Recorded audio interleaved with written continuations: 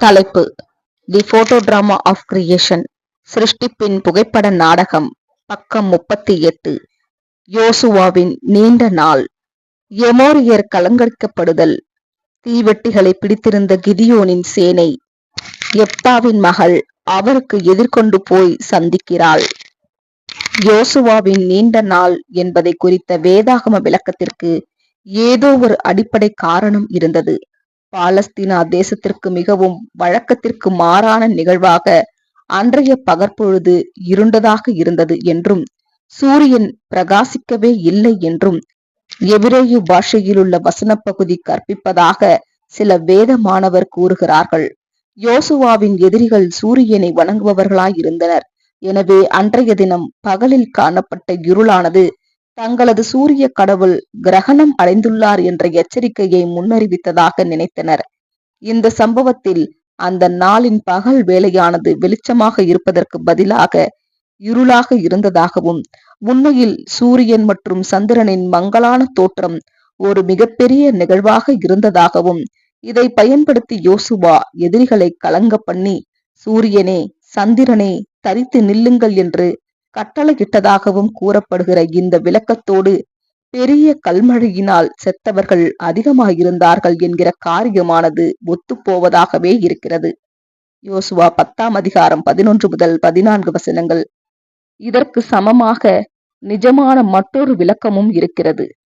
இதன்படி பகலில் சூரியன் தென்பட்டது என்றும், ஆனால் சாயங்காலத்தின் இறுதி பகுதியில் சந்திரன் தோன்றும் வரையில் அடர்ந்த மேகங்கள் சூரியனின் கதிர்களை வழக்கத்திற்கு மாறாக திசை மாற செய்தபடியால் இடைவிடாமல் எப்போதும் வெளிச்சம் இருந்திருக்கும் என்றும் அந்த விளக்கம் கருதுகிறது. இரண்டு விளக்கங்களும் திருப்திகரமாக உள்ளன. எனவே இந்த வேதாகம சம்பவத்தை குறித்த எந்த தடுமாற்றமும் முற்றிலும் தேவையில்லாததாகவே இருக்கும். ஒரு சேனையின் மீது கிதியோனின் சிறிய படை வெற்றியடைந்தது என்பது கிறிஸ்துவும் அவருடைய பின்னடியார்களும் பாவ சேனைகளின் மீது பெறப்போகும் இறுதி வெற்றியை நிழலாக காண்பிக்கிறது.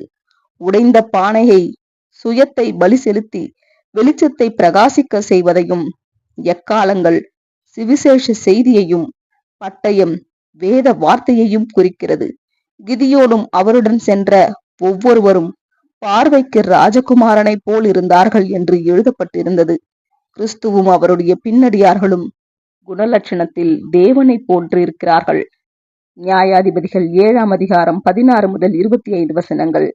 8ஆம் அதிகாரம் 18ஆம் வசனம். யெப்தாவின் மகள் தனது தந்தையின் பொருத்தனையை நிறைவேற்றுவதற்காக பலியிடப்படவில்லை. மாறாக உண்மையில் அவள் நிரந்தரமாக கன்னியாகவே இருப்பது எனும் பொருத்தனையை எடுத்துக்கொண்டாள். அவளுடைய கன்னி தோழிகளுடன் கொஞ்சம் காலம் செலவழித்த பிற்பாடு அடையாளமாக உலக வாழ்க்கைக்கு செத்தவள் போல் திருமணம் ஆகாமல் வாழ்ந்தாள். வேதாகமத்தை சரியாக புரிந்து கொள்ளும் போது இது எளிமையாகவும் நியாயமாகவும் இருக்கிறது. நியாயாதிபதிகள் 11ஆம் அதிகாரம் 30 முதல் 40 வசனங்கள். கிதியோனின் சேனைகள் மீதியானியரை மேற்கொண்டதும், தனது மகளை என்றென்றைக்குமான கன்னித்தன்மையுடன் யெப்தா தேவனுக்கென்று அர்ப்பணித்ததும் நியாயாதிபதிகளின் காலத்திற்குரியவைகள். இதில் முதலாம் நியாயாதிபதியாக யோசுவா காணப்பட்டார். அப்போஸ்தலர் 13ஆம் அதிகாரம் 19-20 வசனங்கள். ஆமேன்.